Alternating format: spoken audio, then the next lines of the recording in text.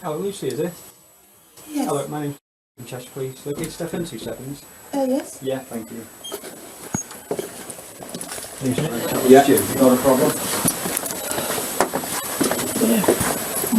On August 18th, 2023, in the tense atmosphere of Manchester Crown Court, the whole of Britain held its breath, waiting for the verdict in a case that has shaken faith in the medical profession.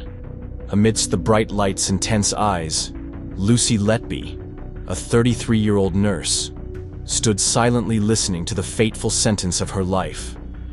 Convicted of murdering 7 babies and intentionally killing 6 others at the Countess of Chester Hospital, no one, not even her colleagues who had worked alongside her on long shifts, could have guessed that behind her gentle face, bright blue eyes, and gentle smile, there was a chillingly dark secret. Security camera footage played in court acted as undeniable accusations.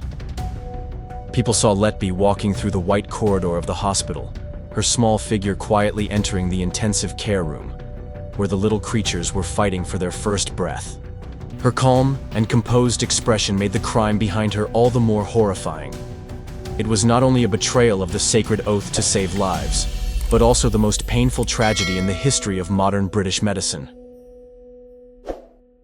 That shocking case turned the name Lucy Letby from an ordinary medical worker into a symbol of the ultimate betrayal of public trust. To understand this tragedy, we need to go back to the starting point of the young girl who was once expected to be a model of kindness and dedication. Lucy Letby was born on January 4th, 1990, in the peaceful town of Hereford, England. As the only child in a traditional middle-class family, Letby grew up under the care and love of her parents, who were always proud of their hard-working and gentle daughter.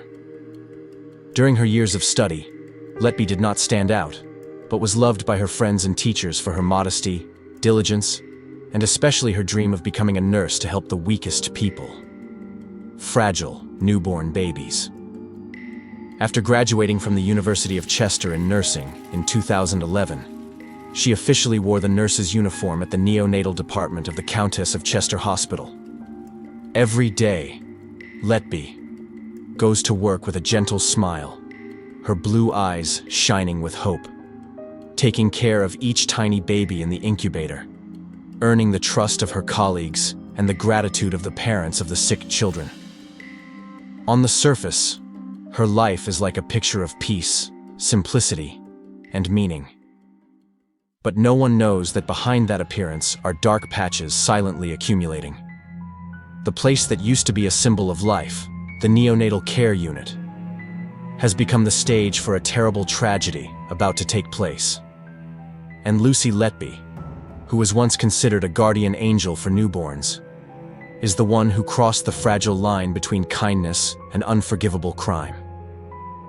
In the eyes of colleagues and parents, Lucy Letby was the embodiment of dedication and kindness. The young nurse with pale blonde hair and gentle blue eyes, always ready to take on long, tiring night shifts without complaint. Her gentle steps through the white corridors of the Countess of Chester Hospital's neonatal unit were once a familiar, comforting sight.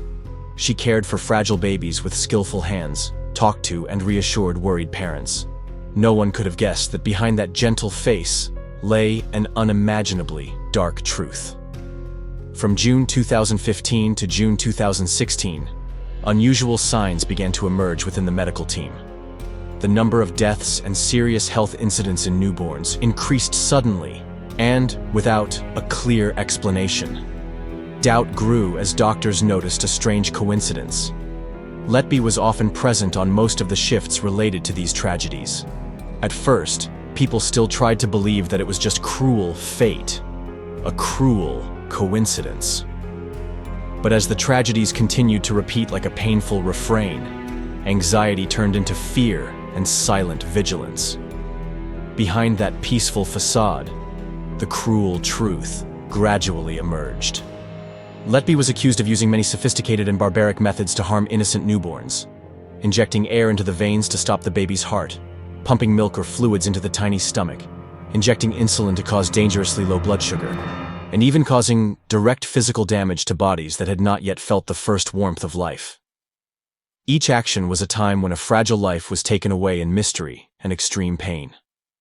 Those creatures never had the chance to cry for the first time, never had the chance to feel the loving arms of their parents, and were pushed away from life by the very person entrusted with the responsibility of protecting them. For a long year, the unusual signs kept repeating in the neonatal unit of the Countess of Chester Hospital. The dedicated doctors, who had placed their trust in this medical home, gradually could not keep silent in the face of the tragedy that was silently unfolding. After many sleepless nights, full of doubts and unanswered questions, they decided to boldly report to the hospital's leadership.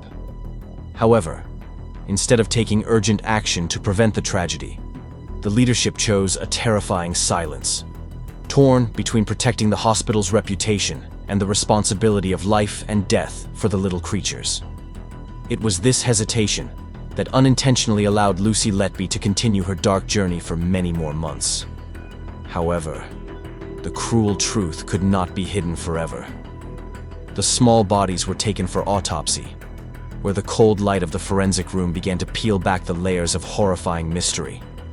The children's blood samples revealed the culprit: abnormally high insulin levels, traces of gas injected directly into the veins, methods that only a medical professional could have performed.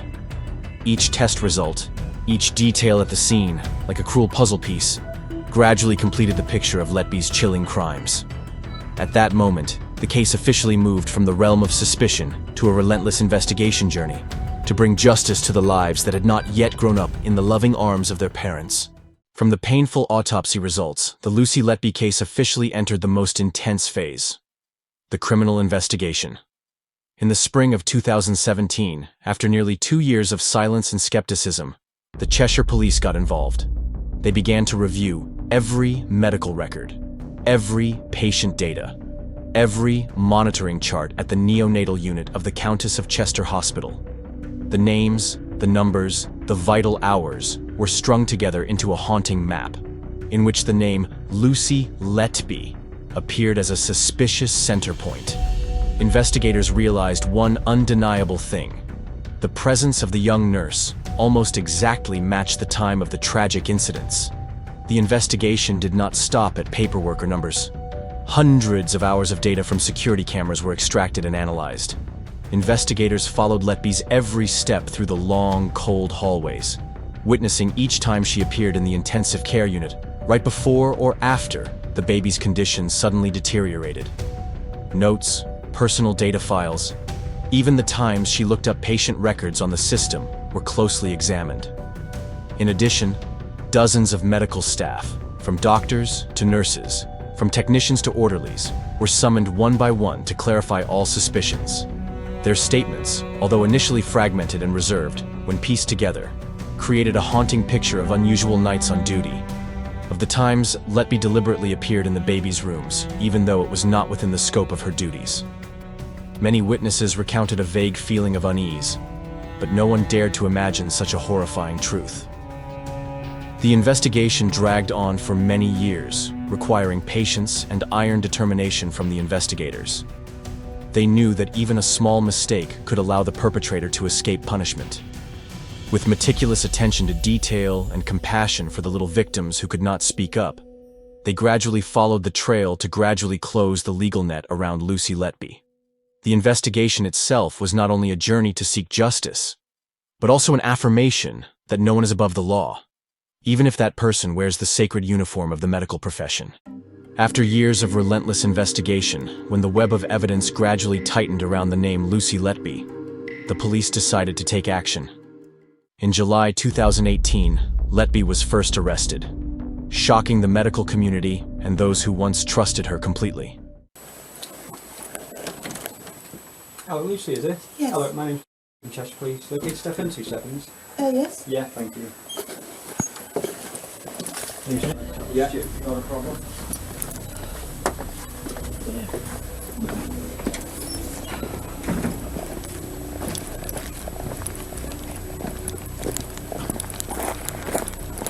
I'm going to put you in the back seat over here. Hold on, man. Yes. Get this seat.